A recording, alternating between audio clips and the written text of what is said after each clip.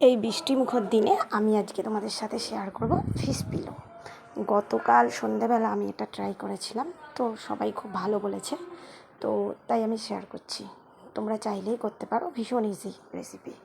তো প্রথমে আমি 4 পিস কাতলা মাছ, একটু বড় সাইজের কাতলা মাছের পেটি নিয়ে নিয়েছি। পেটিটাকে একটু সেদ্ধ করে নিয়েছি গরম জলে, সেদ্ধ করে কাঁটাগুলো ছাড়িয়ে নিয়েছি।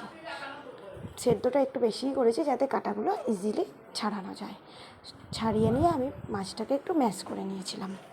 তার সাথে আমি একটা আলুও, এখানে দেখানো হয়নি, আমি ভুলে গিয়েছি, একটা আলুও আমি সেদ্ধ করে ম্যাশ করে নিয়েছি। তো এরপর আমি কড়াইতে অল্প সামান্য তেল গরম করে তার মধ্যে একটু পেঁয়াজ কুচি, একটু আদা বাটা, একটু রসুন বাটা, একটু ধনে জিরে গুঁড়ো, একটু হলুদ গুঁড়ো, একটু শুকনো লঙ্কার গুঁড়ো, এগুলো দিয়ে একটু কষিয়ে নিয়েছি। কষানোর পর ম্যাশ করা মাছটা আমি দিয়ে দিয়েছি। মাছটা দিয়ে একটু কষানোর পর আমি সেদ্ধ আলু যেটা ম্যাশ করে রেখেছিলাম আগে, সেটা দিয়ে ভালো মতো কষিয়ে নিয়েছি। পুরটা তোমার প্রায় ড্রাই ড্রাই মতো হবে, কোনো রকম তোমার জল বা পাতলা টাইপস থাকবে না, একদম ড্রাই টাইপস হবে। ঝালটা তোমরা আন্দাজ বুঝে দিও। আমি একটু লঙ্কা কুচিও দিয়েছিলাম আর একটু শুকনো লঙ্কার গুঁড়োও দিয়েছিলাম।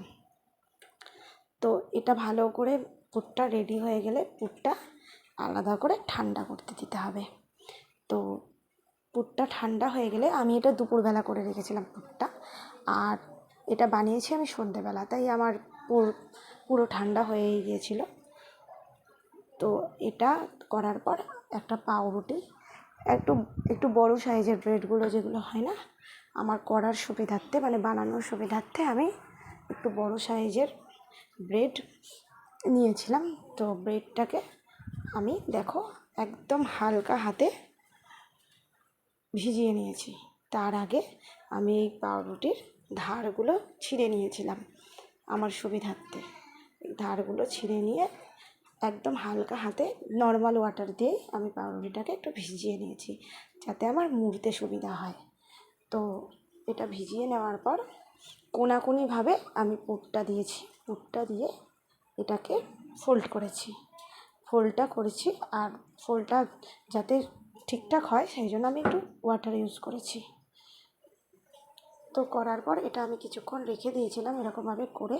তারপর আমি একটা ছোট্ট কড়াই নিয়েছিলাম আমার সুবিধার্থে, কেন বড় কড়াইতে তো অনেকটা তেল দিতে হবে, আর আমি ছোট্ট কড়াই নিয়েছিলাম যাতে একটা একটা করে আস্তে আস্তে হয় আর কি।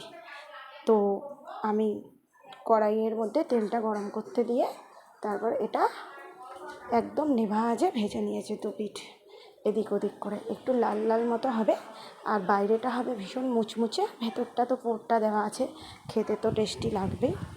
তো দেখো তোমরা কেমন লাগছে, অবশ্যই আমাকে জানাবে। তুমি বলো কেমন হয়েছে? তুমি বলো কেমন হয়েছে?